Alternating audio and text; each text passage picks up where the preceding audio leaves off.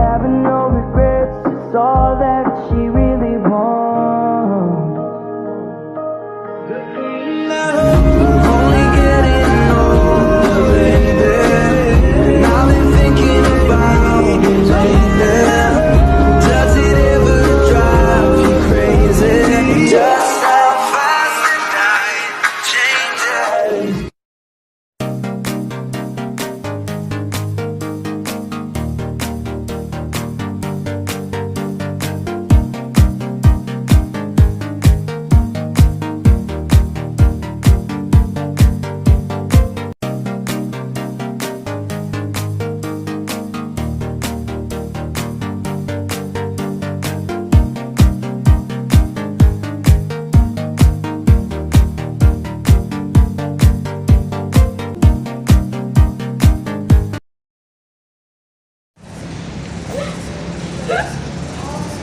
Kok ada kamera ya? Iya ya.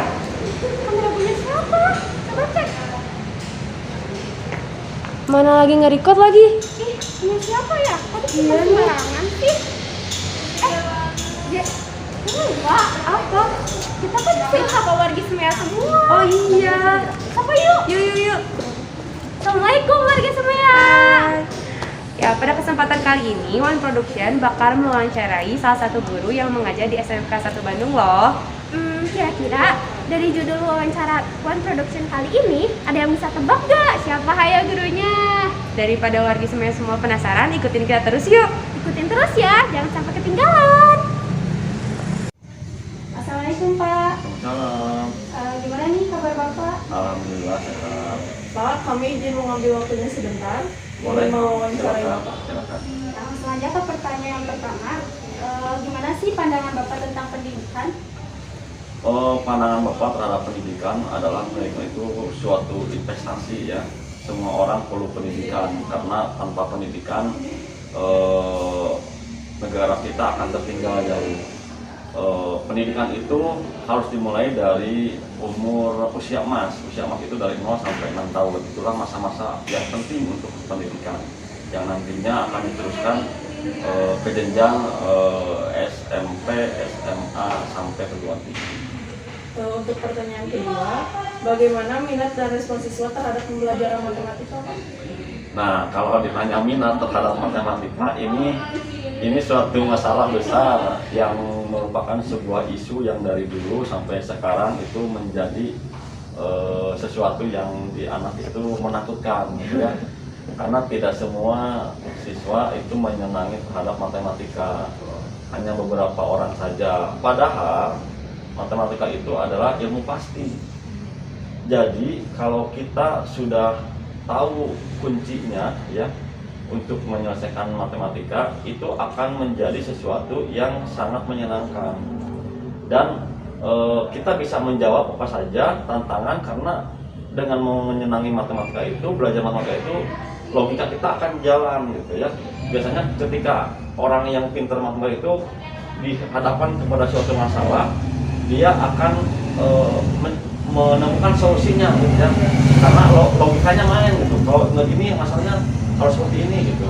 Nah, itu rata-rata yang tidak disadari oleh anak-anak. Padahal matematika itu sesuatu yang sangat penting dimanapun ilmu yang lain perlu matematika, pasti butuh matematika, karena matematika itu kan sesuai motonya ya, Queen of the Science ya. Ratunya ilmu pengetahuan. Yang namanya ratu itu adalah melayani kan. Misalnya akuntansi butuh apa nih? Butuh menghitung, dikasih tahu sama matematika. Ilmu dagang butuh apa? Butuh ngitung rugi laba, dikasih tahu. Semuanya butuh matematika gitu. Langsung ke pertanyaan ketiga. Boleh diceritain nggak nih Pak awal mula Bapak bisa menjadi guru matematika? Awalnya sih jujur saja, awalnya Bapak jangankan jadi guru matematika ya, untuk jadi guru pun tidak ada rencana gitu ya. Tidak rencana, karena itu berjalan dengan berguru begitu saja. Ya cita-cita Bapak dulu kuliah di ITB, karena tidak kesampaian. Akhirnya Bapak diterima di perguruan tinggi tanpa testing waktu itu. Kalau sekarang kan jalur undangan SNMPTN-nya dulu namanya PMDK. Masuk ke perguruan tinggi negeri tanpa testing, hanya bermodalkan seleksi nilai rapor. Nah, padahal waktu itu Bapak daftarnya tidak ke IKIP ya, tidak ke UPI kalau sekarang mah. Berapanya ke IPB, Institut Pertanian Bogor. Hanya entah kenapa bisa terdampar di IKIP gitu ya. Yang kebetulan sih jurusannya matematika. Mungkin dari sana juga ada kerjasama antara IPB sama IKIP. Setelah itu kan memang seperti itu. Perkara diterima di matematika karena mungkin nilai rapat Bapak di SMA dari semester 1 semester 5 itu nilainya besar ya, hampir 9 rata-rata. Makanya mungkin tidak diterima di bahasa Indonesia gitu, diterimanya di matematika, sehingga sampai sekarang sampai lulus ya Bapak mengajar di matematika, dan itu pelajaran yang memang Bapak sukai. Ini udah takdir ya Pak. Ya, bisa dibilang begitu. Pak, untuk pembelajaran yang Bapak terapkan selama ini, apakah ada kelebihan dan kekurangannya? Maksudnya pembelajaran Di kelas seperti misalnya Bapak mengajar, apakah ada kelebihan Ya. dan kekurangannya? Yang pertama, kita kan belajar itu mulai diawali dengan pandemi ya. Nah itu sebuah kendala yang sangat besar, apalagi pembelajaran matematika, karena matematika itu tidak cukup hanya dengan tatap maya ya, dengan presentasi tidak cukup, harus berinteraksi satu sama lain. Nah itu yang menjadi kendala dalam pembelajaran matematika. Alhamdulillah sekarang kita sudah mulai tatap muka, dan di sana kita bisa berinteraksi dengan aktif ya artinya. Karena kalau di tatap maya di Zoom itu biasanya gurunya nerangin, anak-anaknya malah tidur gitu ya, biasanya seperti itu kan. Seperti itu. Nah kalau sekarang kan semua terperhatikan ya, diperhatikan, anak-anak yang main HP, anak-anak yang ngobrol itu kelihatan gitu. Nah di sana minimal suasana lebih terasa, lebih kondusif pembelajarannya seperti itu. Itu kendalanya sih di awal seperti itu pandemi, tapi untuk sekarang mungkin sudah berkurang. Dan keterbatasan ini sih keterbatasan alat sebenarnya. Ketika kita di sekolah punya lab matematika ya, itu yang isinya seperti misalkan contoh kemarin saja, kita mau mengukur tinggi. Nah kalau kita punya lab itu kan pasti di lab itu ada klimameter, ada busur, ada jangka dan sebagainya. Kita tinggal butuh apa nih, rangka kubus. Nah gitu. Kita belum punya itu saja. Benar. Lalu apa motivasi yang mendasari Bapak memilih menjadi seorang guru? Ada nggak Pak? Motivasinya setelah Bapak diterima di IKIP, belajar sampai lulus, akhirnya motivasi itu muncul dengan sendirinya ya. Karena mungkin tadi sudah ditakdirkan untuk menjadi seorang guru, artinya mau tidak mau ya Bapak harus menjadi seorang guru yang profesional. Nah motivasinya ya Bapak ingin apa ya, kalau mencerdaskan kehidupan masyarakat terlalu tinggi lah ya. Ingin menghilangkan image saja, image di pikiran siswa itu bahwa matematika pelajaran yang paling ditakuti, paling sulit, paling dibenci itu pengen hilang aja. Anak-anak pengen mulai menyenangi gitu ya matematika. Makanya Bapak selalu berusaha memberikan motivasi. Nah itu motivasi Bapak untuk menjadi seorang guru itu seperti itu ya. Ingin anak-anak khususnya terhadap pelajaran matematika itu jadi senang lah gitu. Pak, sudah dari tahun berapa Bapak mengajar di SMK 1 dan sudah berapa lama? Bapak ngajar mulai lulus tahun 2000 dari IKIP.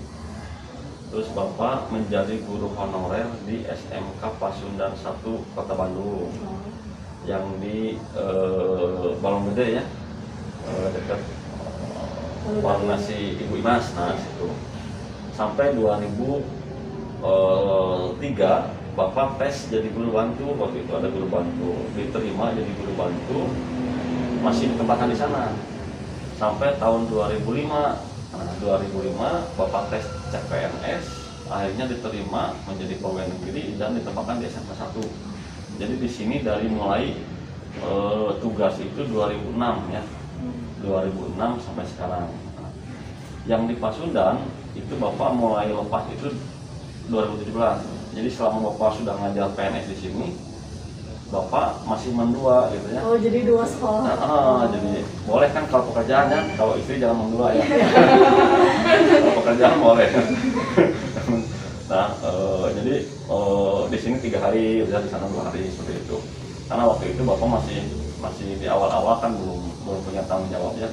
Seperti sekarang sudah diberikan tugas jadi seorang wakil kepala sekolah. Jadi hanya mengajar saja waktu itu, sehingga bapak bisa paham aja seperti itu. Sampai dengan sekarang, jadi udah kurang lebih 2006 sampai sekarang berapa? 17 tahun ada ya? Udah lama ya Pak. 17 tahun. Terus gimana sih pendekatan Bapak dalam mengajar di kelas terhadap siswa? Nah, pendekatan bapak biasanya bapak akan lebih senang ya terhadap siswa kalau minimal dia yang pertama memperhatikan ya, ketika lagi menjelaskan. Yang kedua banyak bertanya ya, gitu. Artinya siswa akan banyak bertanya, berarti sudah terjadi komunikasi ya, komunikasi, daripada tidak ada pertanyaan sama sekali. Bapak bingung justru kalau anak-anak disuruh bertanya, tidak ada yang bertanya, disuruh mengerjakan soal, tidak ada yang mau mengerjakan soal. Nah, itu bapak bingung gitu. Jadi maksudnya apakah bapak itu menjelaskan itu ngerti atau tidak gitu. Nah itu, tapi kalau setidaknya ada orang banyak bertanya, bapak senang gitu. Artinya paling tidak dia sudah ikut terlibat dalam pembelajaran gitu ya, gitu. Nah itu, jadi pendekatan bapak sih biasanya bapak berkeliling ya kalau di kelas kan. Ada yang nanya, bapak kasih tahu, bapak layani gitu ya. Dan kalaupun misalkan siswa itu belum puas, sebenarnya kalau di luar juga bapak masih bisa melayani seperti ini gitu. Misalkan ya, Pak, saya mau bertanya nih, belum ngerti di kelas, di luar boleh silakan saja gitu ya. Jadi tidak ada jarak, tidak ada batas bapak sebenarnya mah. Silakan saja asal memang anak tersebut punya motivasi untuk mau bisa gitu. Yang penting mau bisa gitu. Perkara mau belajarnya waktu lama sedikit kan itu tergantung kita ya. Nah ujung-ujungnya juga kan pasti bisa. Masalahnya kan dari waktu saja. Ada yang orang ini cukup sejam dikasih tahu langsung bisa. Ada yang harus 3-4 kali ya, 4 jam. Ada yang harus 2 hari baru ngerti. Nah yang penting kan ada kemauan gitu. Nah itu yang bapak harapkan sebenarnya ya. Katanya seperti itu. Jadi individu ke individu lah sebenarnya lebih senang. Pak kan sekarang Bapak berprofesi sebagai guru. Apa ada pekerjaan sampingan lain selain menjadi guru? Nggak ada kayaknya. Nggak ada. Paling di rumah apa? Jadi juragan kontrakan. Bapak punya kontrakan gitu. Jadi paling gitu aja. Kan ada fakta nih kalau murid-murid itu kebanyakan nganggap kalau pelajaran matematika itu sulit. Terus jadi mereka itu agak susah buat mengerti. Bagaimana pandangan Bapak melihat kondisi seperti ini? Nah itu sebenarnya ya tadi sudah Bapak jelaskan bahwa itu pandangan yang salah sebenarnya. Karena jujur saja di matematika itu kan namanya juga ilmu pasti ya. Ilmu pasti itu kalau kita sudah kena pegang kuncinya, kita sudah bisa, maka itu akan menjadi kalau dulu masih ada ujian nasional ya, biasanya akan menjadi penolong bagi siswa itu, karena peluang untuk mendapatkan nilai 100 UN itu ada di matematika sebenarnya. Karena kan itu ilmu pasti. Hanya kepastiannya hanya ada 2, pasti bisa aja pasti enggak kan gitu ya. Masalah nama kalau pasti bisa berarti kita akan mencapai 100 nilainya. Kalau pasti tidak bisa ya kecil. Jadi matematika itu kalau kita udah bisa akan nilainya besar. Kalau besar ya besar sekali. Kalau kecil ya nggak kepala kecil sekali gitu matematika. Jarang seperti misalkan mapel PKN ya. Coba selama kamu dari SD sampai sekarang pernah dapat 95 misalkan di rapot PKN belum ada ya. Paling 70 75, 80 paling gede. Tapi matematika kan pasti ada saja di kali itu yang nilai 90, 95, bahkan 100 juga tidak namun-namun. Kenapa? Karena pasti gitu. Tapi banyak juga yang nilainya jelek gitu ya. Karena tidak bisa gitu. Nah itu makanya Bapak yakinkan bahwa sesungguhnya matematika itu semuanya apa ya? Yang jadi masalah itu siswa itu kenapa tidak suka itu karena tidak biasa dengan keuletan gitu ya. Kan matematika itu harus ulet kan. Kalau kitanya tangguh lah gitu ya, tidak kena menyerah, itu pasti akan senang gitu. Walaupun dibulak-balik itu bisa, anggar senang gitu. Karena itu masalahnya gitu ya. Jadi pandangannya salah kalau sekali kita tidak senang, ya udah nyerah. Nah itu mah ke mentalnya, balik ke mentalnya semuanya. Terus kan misalnya terkadang ada siswa yang lebih suka menyontek dan melihat jawaban dari Google. Nah pandangan Bapak terhadap siswa seperti itu kayak gimana sih Pak? Nah itu siswanya ambil jalan pintas ya. Jadi siswa yang seperti itu tidak punya motivasi ingin bisa sebenarnya. Dia sudah menyerah duluan sebelum dia bisa. Jadi tidak mau bekerja keras orang itu, dan Bapak tidak suka seperti itu. Bapak lebih senang kepada orang yang berusaha bekerja keras meskipun dia belum maksimal nih hasilnya. Bapak sangat menghargai orang seperti itu. Kenapa? Karena di kehidupan nanti yang ia hadapi itu tidak akan seperti itu. Orang yang struggle, orang yang kuat itu adalah orang yang bisa menghadapi masalahnya sendiri. Karena kamu apalagi di dunia kerja nanti kan kamu misalkan bekerja ya darurat atau mau kuliah dulu ya. Kalau di dunia kerja itu tidak seperti itu. Kalau di sini misalkan tidak masuk ya alasan izin, itu bisa aja gampang ya, sama wali kelas tinggal izin sakit apa ini surat sama enggak jadi masalah. Tapi kalau udah di tempat kerja nggak seperti itu kan, tidak masuk sekali 2 kali ditanyakan, diskor, dikeluarkan dari tempat kerja kan. Tapi kan kalau di sekolah nggak mungkin begitu ya. Kalau kasusnya nggak begitu berat kan, atau apa. Nah di kerja tidak seperti itu. Jadi harus dibiasakan kalau dari sekolahnya itu sudah benar ya, sudah tidak manja lah gitu ya, bekerja keras, nanti di dunia kerja juga akan terbiasa.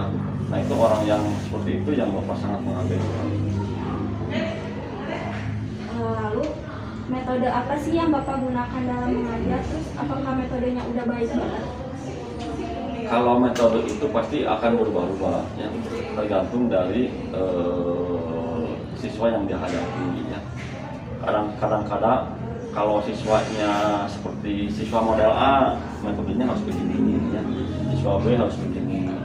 Tapi biasanya Bapak lebih senang kalau metodenya itu diskusi dan tanya jawab gitu ya. Karena itu akan lebih mengajak berpikir siswa.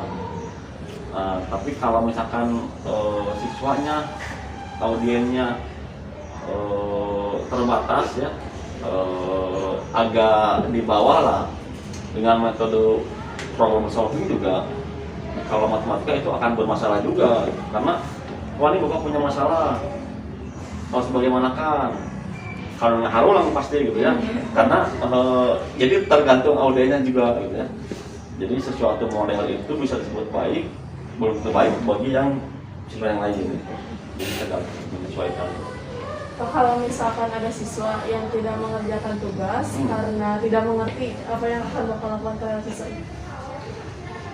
Nah, yang pertama Bapak tanya dulu, dia tidak mengerti, tidak mengertinya teh, apakah dia sudah berusaha atau belum? Kalau tidak mengertinya hanya ngomong tidak mengerti aja kan dia berarti belum mencoba ya. Tapi kalau sudah mencoba, tanya lagi, yang mana yang tidak mengerti. Terus masalahnya di mana gitu ya? Apakah di proses atau di kendalanya di apa gitu ya? Menerjemahkan soal ke dalam bentuk kalimat matematika gitu ya. Nah itu sebenarnya senang Bapak kalau ada keterbukaan dari siswa itu gitu ya. Pak saya nggak ngerti gini jelasin. Nanti kan Bapak juga punya solusi ya. Masalah komunikasi gitu. Jadi anaknya terbuka. Kenapa sampai begitu? Nah itu kan jarang-jarang sekali yang begitu. Apalagi kalau misalkan di kelas nanya aja kan bisa dicoba tuh masuk nanya oleh bodoh. Ada juga seperti itu anak-anak takut, ya. Malu gitu. Ada juga. Padahal itu justru salah satu awal dari keberhasilan nantinya sebenarnya. Nah, itu. Pertanyaan terakhir dari saya nih Pak, metodenya kan yang tadi Bapak gunakan itu beda-beda ya Pak. Menurut Bapak apakah itu benar-benar membantu siswanya? Ya, menurut Bapak sangat membantu siswanya karena di kelas itu sebenarnya kan heterogen ya di kelas itu. Kalau di kelompok-kelompok itu ya ada beberapa kelompok ya yang harusnya mendapat perlakuan yang berbeda gitu.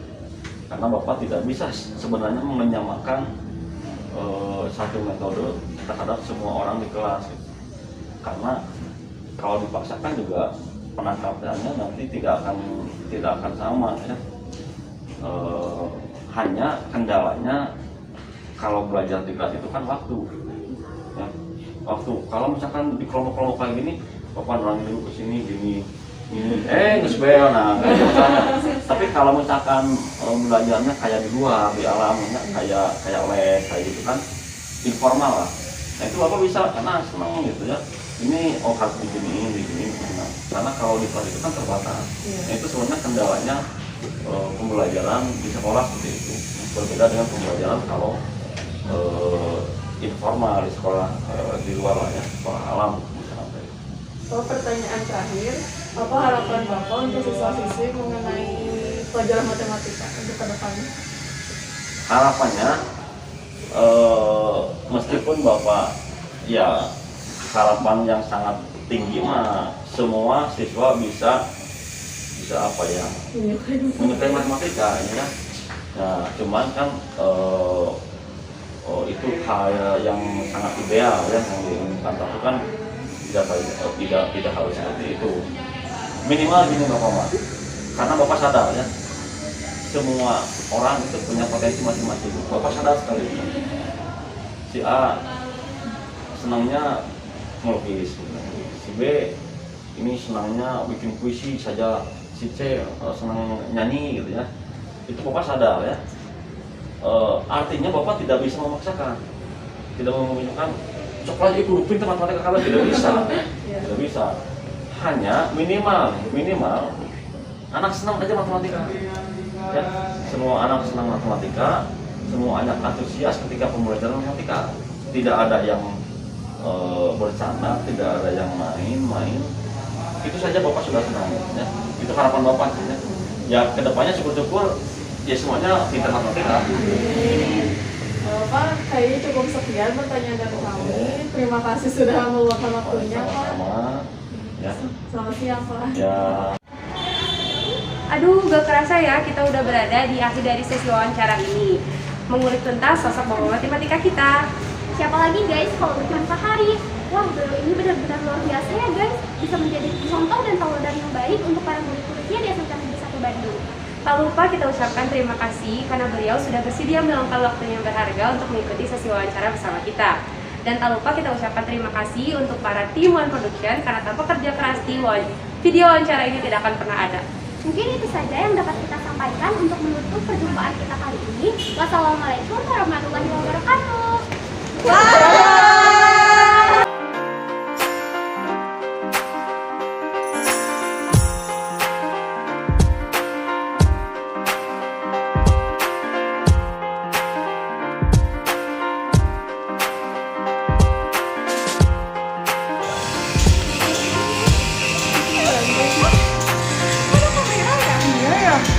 Berisik.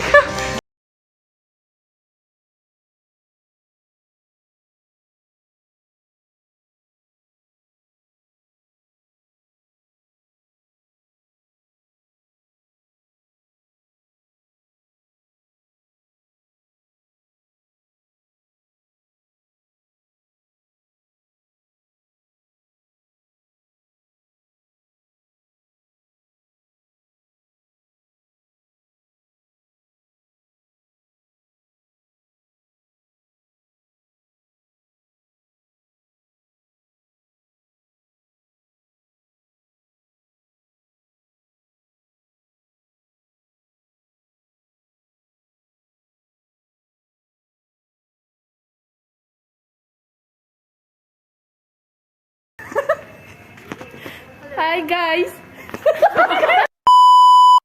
Oke guys.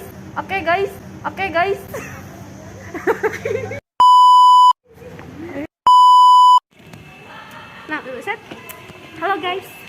Jadi kita lagi nyari tempat buat wawancaranya. Karena tempat kita yang sebelumnya yang udah kita rencanakan ditempatin sama orang.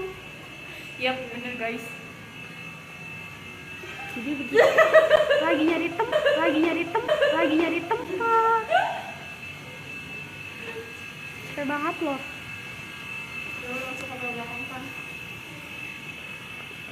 Gimana?